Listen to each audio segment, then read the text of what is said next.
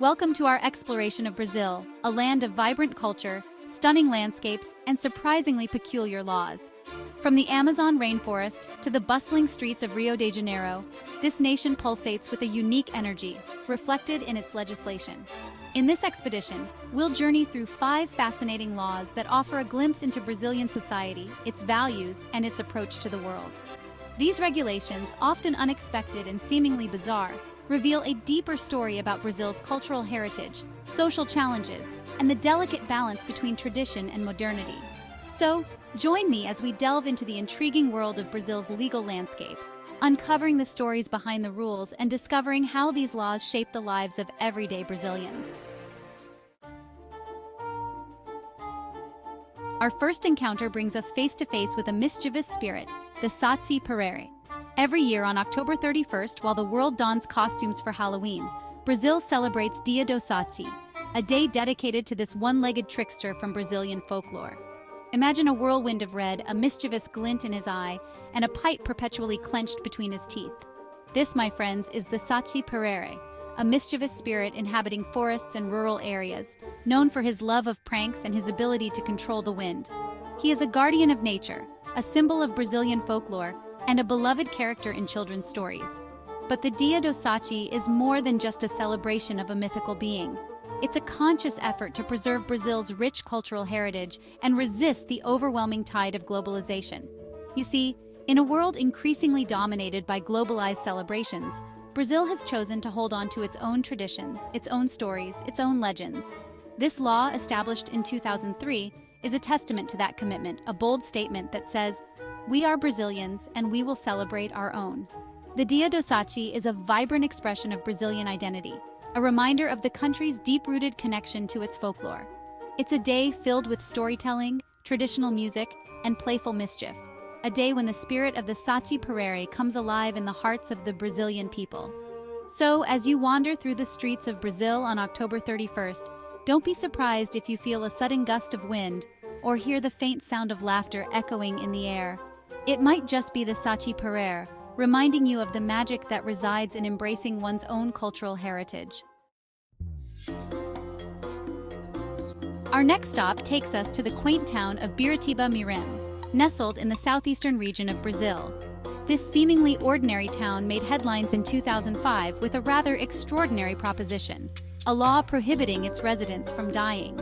Yes, you heard that right. The mayor at the time, concerned about the overcrowded cemetery and the lack of space for new burials, proposed this unusual legislation.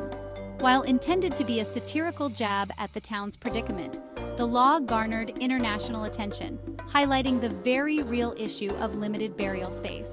Imagine a town council meeting, the air thick with tension as the mayor announces his solution, a ban on death. It sounds absurd, almost comical, but beneath the surface lies a genuine concern for the town's well-being. The overcrowded cemetery, a symbol of life's inevitable end, had become a pressing issue, a physical manifestation of a problem with no easy solution. The proposed law, though never enforced, sparked a conversation, forcing people to confront the challenges faced by Biritiba-Mirim. Some saw it as a sign of disrespect, a mockery of death itself. Others viewed it as a desperate plea for help, a cry for attention from a small town grappling with a complex issue. Regardless of the interpretation, the law achieved something remarkable. It brought Biritiba-Mirim into the global spotlight. Newspapers around the world ran stories about the town where death was illegal, showcasing the town's plight and prompting discussions about urban planning, resource allocation, and the delicate balance between tradition and progress. While the law itself might have been a tongue-in-cheek response to a serious problem, it serves as a reminder that even the most unconventional solutions can ignite dialogue and bring about awareness. It's a testament to the power of satire, the audacity of thinking outside the box, and the unexpected ways in which small towns can leave their mark on the world stage. Our journey through Brazil's legal landscape now brings us to the dinner table, where we encounter a law that governs the very essence of Brazilian cuisine, the pão francês, or French bread. This seemingly simple bread, a staple in the Brazilian diet, is subject to strict regulations outlined in the Lei do Pão Francês. Imagine a world where the weight, shape, and even the composition of your daily bread are dictated by law. In Brazil, this is a reality, a testament to the cultural significance of Pão Francis and the country's commitment to preserving its culinary traditions. The law, enacted to protect consumers and ensure the quality of this beloved bread, outlines specific guidelines for bakers to follow. Each loaf must weigh approximately 50 grams, possess a crisp golden crust, and a soft, airy interior. Deviation from these standards can result in fines and penalties. But why such stringent regulations for something as seemingly simple as bread? The answer lies in the Pão Francis's central role in Brazilian culture. It's not just food, it's a symbol of daily life, a staple present on breakfast tables, afternoon snacks, and alongside hearty dinners. The aroma of freshly baked Pão Francis wafting from local padarias or bakeries is a comforting constant in the lives of Brazilians, a sensory experience that evokes a sense of familiarity and tradition. The Lei do Pão Francis ensures that this beloved bread remains a symbol of quality and consistency, a testament to Brazil's dedication to preserving its culinary heritage. So the next time you find yourself enjoying a crusty loaf of Pão Francis, remember that you're not just savoring bread, you're experiencing a piece of Brazilian culture, a culinary tradition safeguarded by law, a testament to the country's love affair with this simple yet essential food. Our exploration of Brazil's legal landscape takes a somber turn as we delve into the world of university hazing, a practice deeply ingrained in student culture worldwide. In Brazil, however, the state of São Paulo has taken a firm stance against violent and humiliating initiation rituals, with a law specifically prohibiting such practices. Imagine the pressure of starting university, the excitement mingled with apprehension as you enter a new chapter of your life. Now picture being subjected to degrading and potentially dangerous rituals in the name of tradition, a practice known as hazing. While hazing exists in various forms across the globe, from harmless pranks to extreme physical and psychological abuse, São Paulo's law aims to draw a clear line, protecting students from the harmful consequences of these initiation rituals. This legislation acknowledges the vulnerability of new students, often eager to fit in and prove their worth, and recognizes the potential for abuse inherent in these power dynamics. By criminalizing violent and humiliating hazing practices, the law sends a clear message. Student integration should not come at the cost of one's dignity or safety. The law's implementation reflects a growing awareness of the long-term psychological effects of hazing, the trauma inflicted on victims, and the culture of fear and silence it perpetuates. It's a step towards creating a safer and more inclusive environment for students, where respect and consent are paramount.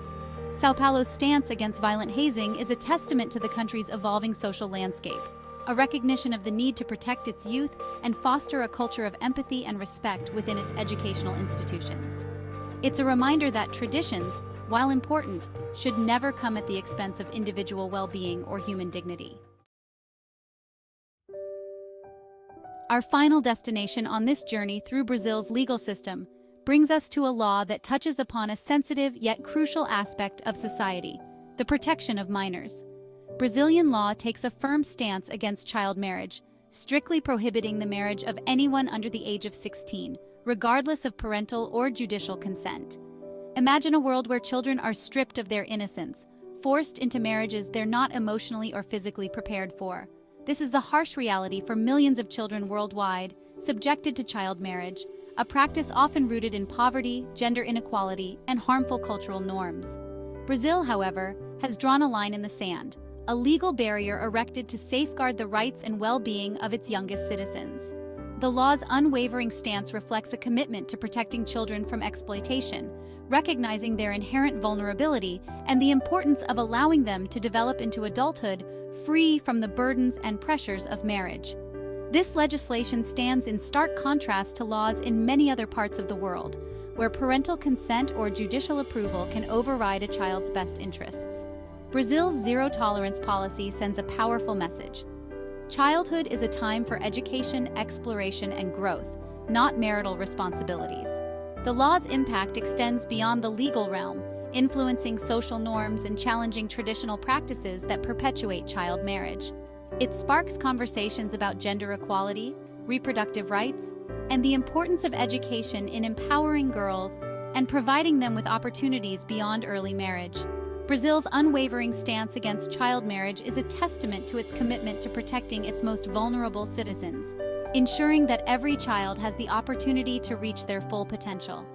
It's a beacon of hope, a reminder that progress is possible, and a call to action for other nations to follow suit in safeguarding the rights and well-being of children.